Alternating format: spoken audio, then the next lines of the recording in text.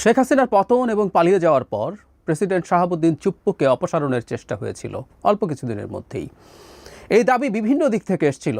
বিশেষ করে আমরা খেয়াল করেছি তখন এনসিপি হয়নি, বৈষম্যবিরোধী ছাত্র আন্দোলন এবং জাতীয় নাগরিক কমিটি ছিল, তাদের দিক থেকে দাবি তোলা হয়েছে, বেশ সময়সীমা বেঁধে দেওয়া হয়েছিল শহীদ মিনার থেকে, আমাদের সম্ভবত মনে থাকার কথা। এবং এই একই দাবি আরও আগে থেকে করেছেন এবং পরেও কন্টিনিউ করে গেছেন জনাব পিনাকি ভট্টাচার্য, অত্যন্ত ইনফ্লুয়েন্সিয়াল অ্যাক্টিভিস্ট, আমরা এভাবেই বলবো, সবচেয়ে ইনফ্লুয়েন্সিয়াল এভাবে বলাই যায়। তিনি এই দাবি ক্রমাগত করে গেছেন, কিন্তু শেষ পর্যন্ত ওটা আর কার্যকর হয়ে ওঠেনি। বিএনপি প্রায় প্রকাশ্যে অবস্থান নিয়েছিল চুপ্পুকে অপসারণের বিরুদ্ধে। সেই একই রকম দাবিতে আবার জনাব পিনাকি ভট্টাচার্য দাবি তুলেছেন। গতকাল তার একটা ভিডিও আমি দেখলাম, যেখানে তিনি অভিনব একটা প্রস্তাব নিয়ে এসছেন। সেটা হচ্ছে চুপ্পুকে সরাতে হবে, এবং চুপ্পুকে সরানোর জন্য বেশ কিছু কারণ তিনি সামনে এনেছেন। এই কারণগুলো যৌক্তিক কিনা, সঠিক কিনা, আমরা সেটা নিয়ে খানিকটা আলাপ করতে চাই। এবং অভিনব এই কারণে বলছি যে চুপ্পুকে যদি অপসারণ করা যায়, তার জায়গায় প্রেসিডেন্ট হিসেবে বেগম খালেদা জিয়াকে তিনি প্রপোজ করেছেন। ইন্টারেস্টিং। কেন এই ধরনের প্রস্তাব আমাদের সামনে আসছে সেটা নিয়ে আলাপ করার জন্য এই ভিডিও। জনাব পিনাকি তার ভিডিওতে অনেকগুলো কথা বলেছেন, এবং জনাব চুপ্পুকে কেন অপসারণ করতে হবে, আমি নীতিগতভাবে এটা মানতে প্রস্তুত আছি। অত্যন্ত নিচু স্তরের একজন মানুষ তিনি তার ভিডিওতে দেখিয়েছেন যিনি শেখ হাসিনাকে কদমবুসি করেন, 3 মাস ধরে কদমবুসি আর নেন না, তার মানের পায়ের ধুলা নিতে পারছেন, পায়ের ধুলা শব্দটা বলছেন। মানে প্রেসিডেন্ট হওয়ার পর একটা মানুষ এসব কথাবার্তা বলছেন, তিনি রাষ্ট্রের সর্বোচ্চ পদে, এত নিচু স্তরের মানুষ, এটা নিয়ে আমার কোনো রকম কোনো দ্বিধা নেই। এস আলমের কর্মচারী ছিলেন, রাইট। এবং জনাব পিনাকি এখানে আরেকটা হাইপোথেসিস এনেছেন, সেটা হচ্ছে মুজিব বাহিনীতে ছিলেন। এগুলোরও এক ধরনের, ছাত্রলীগ, মুজিব বাহিনী, এগুলোরও এক ধরনের হিস্ট্রি তিনি এনেছেন। আমি এগুলো সরিয়ে রাখছি, সব সরিয়েও বলছি কিছু হোক না হোক অত্যন্ত নিচু স্তরের একজন মানুষ, এটা নিয়ে আমার কোনো দ্বিধা নেই। এবং শেখ হাসিনার প্রেসিডেন্ট হতে হলে নিচু স্তরের মানুষই হতে হবে, এটা নিয়ে আমরা কেউ দ্বিমত করব না। এবং এটাও সত্য, শেখ হাসিনার নিযুক্ত এই মানুষটা দেশের সর্বোচ্চ পদে রয়ে গেছেন, এটাও শোভন না, সব কিছু আমরা একমত। কিন্তু তিনি বিপজ্জনক কিনা, এই আলাপটা দীর্ঘদিন থেকে হয়েছে। মানে যখন তাকে অপসারণের কথা হচ্ছিল তখন নানান রকম কথাবার্তা, মানে একটা উদাহরণ দেই, জনাব ওয়াকারুজ্জামান সম্পর্কে বলা হতো তিনি ভারতের লোক। ইভেন জনাব পিনাকি ভট্টাচার্য অনেকবার এই আলাপ করেছেন, তিনি তার জায়গা থেকে সেটা তার মতো করে অ্যাস্টাবলিশ করার চেষ্টা করেছেন। এবং আমাদের দেশে অনেকে বলেছেন যে ইনি ভারতের লোক, শেখ হাসিনার লোক, একই সাথে প্রেসিডেন্ট ভারতের লোক, শেখ হাসিনার লোক, সুতরাং তারা দুজন মিলে জরুরি অবস্থা জারি করে দিয়ে নাকি কী করে ফেলবেন। আমি অনেককেই একই আলাপ করতে দেখেছি।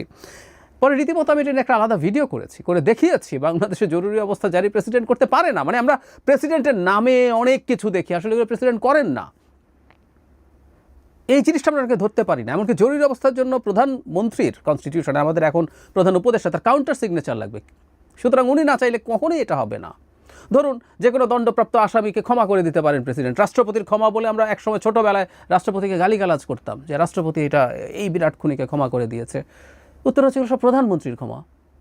কনস্টিটিউশন আর্টিকেল 48(3) খুব ক্লিয়ারলি লেখা আছে, খুব বেসিক কনস্টিটিউশন আন্ডারস্ট্যান্ডিং আমাদের যারা আছে আমরা তারা জানি যে দুটো কাজ, একটা প্রধানমন্ত্রী নিয়োগ করা এবং আরেকটা হচ্ছে প্রধান বিচারপতি নিয়োগ করা। এই দুটো বিষয় ছাড়া তার আর কোনো রকম কোনো ব্যক্তিগতভাবে সিদ্ধান্ত নেওয়ার ক্ষমতা নাই, কোনোভাবেই নাই। মানে একটা বিল তার কাছে পাঠালে তিনি ওটা একবার বিবেচনার জন্য বলতে পারেন, আর তিনি যদি সেটা না পাঠান, নিজের কাছে রেখে বসেও থাকেন, এটা 15 ডেজ পরে সিগনেচার হয়ে গেছে বলে ধরে নেওয়া হবে। এই হচ্ছে প্রেসিডেন্টের ক্ষমতা। আর অর্থ বিল মানে যদি হয় সেটা তিনি ফেরতও পাঠাতে পারবেন না, একটু রিকনসিডার করো, সেই ক্ষমতাও তার নেই। মানে ফাতেহা পড়া কবরে গিয়ে শাহাবুদ্দিন আহমদ বলেছিলেন, এছাড়া আর কোনো কাজ নেই, ট্রুলি কোনো কাজ নেই। এই রাষ্ট্রপতি চুপ্পু থাকাটা অসুন্দর, কিন্তু চুপ্পু থেকে কোনো ক্ষতি করতে পারবে এই আর্গুমেন্ট একেবারেই ভুল, একেবারেই ভুল। জনাব পিনাকি চুপ্পুকে না সরানোর কারণে কী কী ক্ষতি হচ্ছে বলে বলছেন যে কিছুই করা যাচ্ছে না, না জুডিশিয়ারিতে, না পুলিশে, না প্রশাসনে, না সেনাবাহিনীতে, মানে কিছুই নাকি করা যাচ্ছে না। এবং তার ভাষ্য মতে জুলাই সনদ করা যাচ্ছে না, সংস্কার করা যাচ্ছে না, এই সব কিছুর পেছনে নাকি চুপ্পু। ইয়াস, উনি এগুলো বলেছেন। একটা কথা খুব স্পষ্টভাবে আমরা বলতে চাই, এই যা করা যাচ্ছে না, যা করা হচ্ছে না, এগুলোর প্রত্যেকটার দায় ডক্টর ইউনূস সরকারের এবং ডক্টর ইউনূসের। সোজা সাপটা কথা। কোনো কিছু করার ক্ষেত্রে কোনো ব্যারিয়ার তৈরির ন্যূনতম ক্ষমতা চুপ্পুর নেই। আই রিপিট, এইসব কোনো ক্ষেত্রে কোনো রকম ব্যারিয়ার তৈরি করার ন্যূনতম ক্ষমতা চুপ্পুর নেই। এবং এই চুপ্পুর আগেও ওর মেরুদণ্ড আগেই ছিল না, কিন্তু শেখ হাসিনার পালিয়ে যাওয়ার পর উনি এখন যে জায়গায় আছেন ওটা আর কিছু নাই, ওটার অবস্থা আরও খারাপ। উনি সরকারের কাজে বাধা দেবেন, এই গাটস হবে আমাদের কমন সেন্স কি বলে? No way, no way. সুতরাং যাবতীয় ব্যর্থতার দায় যদি হয় সেটা ডক্টর ইউনূসের। বাই এনি চান্স চুপ্পুকে ভিলেইন বানানোর মাধ্যমে, বলির পাঠা বানানোর মাধ্যমে ইউনূসের দায়, ডক্টর ইউনূসের দায় মুক্তির চেষ্টা হচ্ছে কিনা সেটা দেখতে হবে। সংসদে ভাষণ দেবেন তিনি, তার ভাষণের উপর ধন্যবাদ প্রস্তাব হবে। হ্যাঁ, উনি সংসদে ভাষণ দেবেন প্রথমবার, এটা ঠিক আছে, কিন্তু ধন্যবাদ প্রস্তাব হবে। সংসদে ভাষণটা আসলে কে দেয়, কে লিখে দেয়? মানে খুব হাসির ব্যাপার, মানে প্রেসিডেন্টের এই ক্ষমতাও নাই যে তিনি একটা ভাষণ লিখে সেটা পার্লামেন্টে পড়ে আসবেন। ইয়াস, এটা মন্ত্রী পরিষদের লিখিত একটা ভাষণ, মন্ত্রী পরিষদে পাশ হয়, উনি গিয়ে এটা পড়ে আসেন। সো এই ভাষণটাও আসলে যদি পরবর্তী নির্বাচনে বিএনপি জেতে বা যেই জিতুক, তার লেখা ভাষণ তিনি গিয়ে পড়বেন। সুতরাং ধন্যবাদ প্রস্তাবের আলোচনা হবে ওই কন্টেন্টের ওপরে। এটা করে চুপ্পুর কোনো কন্টেন্ট নেই।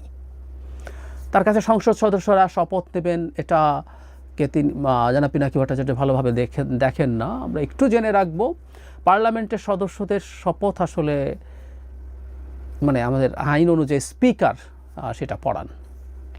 এখন টেকনিক্যালি শিরিন শারমিন চৌধুরী আমাদের স্পিকার কিনা এই আলাপটা সাংবিধানিকভাবে আছে, পরবর্তী সংসদে পরবর্তী স্পিকার হওয়া পর্যন্ত কিন্তু তার দায়িত্ব থেকে যায়। হ্যাঁ, এটা সত্য, রাষ্ট্রপতি ক্যাবিনেটকে শপথ পড়াবেন। আমাদের সামনের মন্ত্রিসভা যেটা হবে তাকে তিনি ক্যাবিনেট সেটা শপথ পড়াবেন। এবং আবারও আমি একমত, সেটা সুন্দর না, চুপ্পু যত কাজই করবে এটা সুন্দর না, কিন্তু চুপ্পু ক্ষতিকর দেশকে ধ্বংস করে ফেলছে, এই আর্গুমেন্টটা আটারলি রং। আমরা দেখলাম তো এই 10 মাস চলে গেল, 11 মাস চলে গেল, চুপ্পু আর জনাব ওয়াকার মিলে দেশকে কোথায় কী ঝামেলা করেছেন, জরুরি অবস্থা জারি করা থেকে শুরু করে ইত্যাদি ইত্যাদি, নাথিং হ্যাপেন্ড। এখন বেগম খালেদা জিয়াকে রাষ্ট্রপতি করার প্রস্তাব তিনি আনছেন।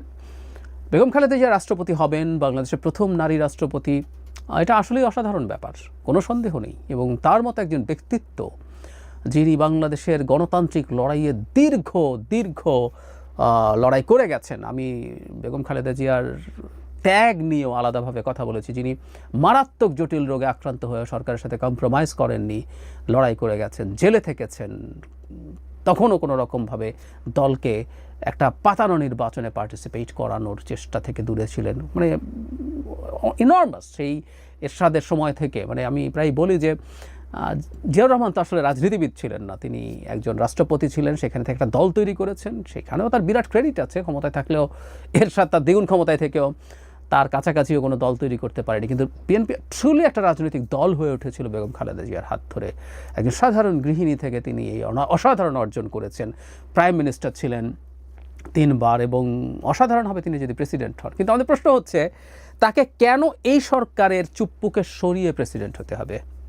আমরা মোটামুটি চোখ বন্ধ করে বলে দিতে পারি বিএনপি ক্ষমতায় আসছে। বিএনপি ক্ষমতায় আসছে আসলে এটা বিরোধীরাও জানে। আমি প্রায় দেখি বিরোধীরা বলেন বিএনপি তাড়াতাড়ি নির্বাচন চায় কারণ বিএনপি ক্ষমতায় এসে লুটপাট করতে চায়।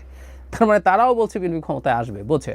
তো তাই যদি হয় বিএনপি তাদের নিজেদের ভোটে বেগম খালেদা জিয়াকে রাষ্ট্রপতি বানাবেন, একটা নির্বাচিত সংসদ। এখন অবশ্য এই সংসদের এখনও রাষ্ট্রপতি কীভাবে নির্বাচিত হবে পুরোপুরি সম্ভবত শেষ হয়নি আলোচনা। এই পার্লামেন্টের ভোটের বাইরেও একটা ডিফারেন্ট ইলেকটোরাল কলেজের আলাপ আছে, যেখানে লোকাল গভর্নমেন্টকেও ইনক্লুড করার আলাপ আছে। যেটাই হোক না কেন, মানে সেটা বিএনপি আসার পরে বিএনপি এই কাজটা করতে পারবে, এটাই সবচেয়ে গৌরবের ব্যাপার। এখনকার সিস্টেমও যদি থাকে, একটা জেনুইন নির্বাচনে গঠিত জেনুইন পার্লামেন্টের পার্লামেন্টারিয়ানরা বেগম খালেদা জিয়াকে প্রেসিডেন্ট নির্বাচন করছেন, তাহলে এখন কেন? জনাব পিনাকি যেটা বলার চেষ্টা করছেন যে এখানে প্রধান উপদেষ্টা থাকলেন আর উপরে বেগম খালেদা জিয়া যদি থাকেন তাহলে সব কিছু খুব নিরাপদ থাকবে, নির্বাচনটার ব্যাপারে আর কোনো কনফিউশন থাকবে না। আবারও একই কথা, বেগম খালেদা জিয়া যদি রাষ্ট্রপতি থাকেন এবং সরকার যদি নির্বাচনকে ম্যানিপুলেট করতে চায়, আমি সরকার বলছি কিন্তু নির্বাচন কমিশন বলছি না, নির্বাচন কমিশন নির্বাচন করে এই আলাপগুলো করি না আমি, এগুলো শেখ হাসিনা করতেন। টেকনিক্যালি কথাগুলো ঠিক আছে, কিন্তু এগুলো আসলে বাংলাদেশের বাস্তবতা না। এই কারণে আমরা তত্ত্বাবধায়ক সরকার নিয়ে ভীষণ শোরগোল করেছি। 11 সালে যখন করেছে পঞ্চদশ সংশোধনী থেকে শেখ হাসিনা যে মানে শয়তানি করতে যাচ্ছে, সেই শয়তানি আমরা ধরতে পেরে তখন থেকে শোরগোল করি। সো তখন যদি ডক্টর ইউনূস সরকার বা তার সরকারের একাংশ নির্বাচনকে ম্যানিপুলেট করতে চায়, বেগম খালেদা জিয়ার ঠেকাতে পারার কোনো কারণ নেই, কোনো কারণ নেই। রাষ্ট্রপতির ওই ক্ষমতাই নেই। সুতরাং এগুলো প্রত্যেকটাই আসলে কোনোভাবে যৌক্তিক না তাকে এখন করানোর জন্য। বরং এখন রাষ্ট্রপতি যদি তাকে করাতেও হয়, এটাও একটা স্পেশাল র্যাটিফিকেশন পরে লাগবে। আইনগতভাবে এটা অসাংবিধানিক এবং বেআইনি হবে। কারণ একজন রাষ্ট্রপতি যদি চলে যান, নতুন রাষ্ট্রপতি নির্বাচন করে সংসদ, এখন সংসদ নেই। সো বেগম খালেদা জিয়াকে রাষ্ট্রপতি হিসাবে যে নিযুক্ত করা যাবে না তা না। তখন আবার আমাদের তো অনেক কিছুর ক্ষেত্রেই সাংবিধানিক রীতি আমরা ভেঙেছি, সংবিধানকে লঙ্ঘন করেছি। যেমন আমি প্রায় বলি 3 মাসের মধ্যে নির্বাচন হওয়ার কথা ছিল, সেটা তো হয় নাই। সো এটা র্যাটিফাই করতে হবে, এরকম আরও বেশ কিছু জিনিস করতে হবে। তখন বেগম খালেদা জিয়া যে রাষ্ট্রপতি হলেন সেটাকেও র্যাটিফাই করতে হবে। দরকারটা কি এটার? কোনো দরকার নেই। বরং বেগম খালেদা জিয়া তার সংসদের ভোটে, সাংসদদের ভোটে প্রধানমন্ত্রী নির্বাচিত হবেন, এটা বেস্ট অপশন। কেন জনাব পিনাকি ভট্টাচার্য এভাবে এটাকে প্রপোজ করছেন? আমি ধারণা করি চুপ্পুকে সরানোর জন্য আবার একটা চেষ্টা, এবং এই চেষ্টাটাকে খানিকটা লেজিটিমেসি দেওয়ার জন্য দুটো কাজ তিনি করেছেন। একটা হচ্ছে অনেক ক্ষতিকর চুপ্পু, সেটা বোঝানোর চেষ্টা, যেটা একেবারেই ভুল তথ্য। আর বেগম খালেদা জিয়াকে এখানে প্রপোজ করার মাধ্যমে বিএনপির অন্তত কিছু মানুষের এক ধরনের সহানুভূতি পাওয়া যায় কিনা, সো দ্যাট মাঠে আমি ধারণা করি আবার এই দাবিটা আনা তাদের জন্য, বা কেউ আনবে তাদের হয়ে। তার সাথে অনেকেরই যোগাযোগ আছে। আর বলেছি উনি একজন গুরুত্বপূর্ণ, অতি প্রভাবশালী ইনফ্লুয়েন্সার, অ্যাক্টিভিস্ট, তার প্রচুর ভক্ত আছেন, সমর্থক আছেন, তারা নামবেন। সাথে যদি বিএনপিও যুক্ত হয় সেটা হতে পারে। আর আরেকটা কারণ, এটা হওয়ার সম্ভাবনা আছে, আমরা সাম্প্রতিক সময়ে জনাব পিনাকি ভট্টাচার্যকে খুবই বিএনপির বিপরীতে অবস্থান নিতে দেখেছি নির্বাচনের প্রশ্নে। এটাও খুবই ইন্টারেস্টিং। তিনি নির্বাচনটাকে কম সময়ের মধ্যে চাওয়াটাকে এমনভাবে ন্যারেট করেছেন যে এটা ভারতীয় এজেন্ডা, এবং যারা এটা চাইবেন তারা ভারতের দালাল। ইনফ্যাক্ট আমি নিজেও নির্বাচন আর্লিতে ঠিক একই রকমভাবে ট্যাগড হয়েছি। তার অনেক ফলোয়ার্স, অনেক ভক্ত, তারা এটাকে খুবই ভালোভাবে নিয়েছেন, নিয়ে যেখানে প্রয়োজন সেখানে ঠিক একইভাবে বলে গেছেন। আমরা তারপরে এটা ব্যক্তিগতভাবে আমার কাছে খুব ভালো লাগে যে তিনি অন্তত এখন এই যে নির্বাচন ফেব্রুয়ারিতে হওয়ার সম্ভাবনা আছে, তিনি একটা ভিডিওতে ফেব্রুয়ারিতে নির্বাচন হলে ভালো হবে বলছেন, যেটা আদতে তার আগের যে অবস্থান, এটাও খুবই দ্রুত নির্বাচন। তিনি তো চেয়েছিলেন যে 5 বছর সরকার থাকবে, সেটারও একটা ফর্মুলা তিনি দিয়েছিলেন, তাতে ভারতের আধিপত্যবাদ বা সব কিছুকে মোটামুটি সামলে পরবর্তী সরকার আসতে পারবে। কিন্তু তার জায়গায়ও এখন তিনি ফেব্রুয়ারিতে নির্বাচন অ্যাগ্রি করছেন, এবং সেটা এক অর্থে মানে বিএনপি যা চাইছে, ইভেন শুধু বিএনপি না, মানে এই নির্বাচনটা সেনাপ্রধান চেয়েছেন, তিনিও, এবং যারা চেয়েছে প্রত্যেকে তো আসলে দালাল হয়ে গিয়েছিল ভারতের। কিন্তু তিনি এখন এই ব্যাপারে অ্যাগ্রি করছেন আমরা ধারণা করি, এবং এই নির্বাচনটা ফেব্রুয়ারির দিকে তার সমর্থন আছে। তার যে অবস্থানগত পরিবর্তন, সেটার কারণেই তিনি হয়তো বিএনপির যে সাপোর্টার্স আছে তাদের প্রতি তিনি একসময় খুবই হার্শ ছিলেন, দলের প্রতি খুবই হার্শ ছিলেন, আর এখন সেটার খানিকটা কম্পেনসেশন হয়তো এর মাধ্যমে করার চেষ্টা করছেন। আমি জানি না, কিন্তু আমি জাস্ট আমার একটা বাইরে থেকে একজন অবজারভার হিসাবে আমার ধারণা বললাম।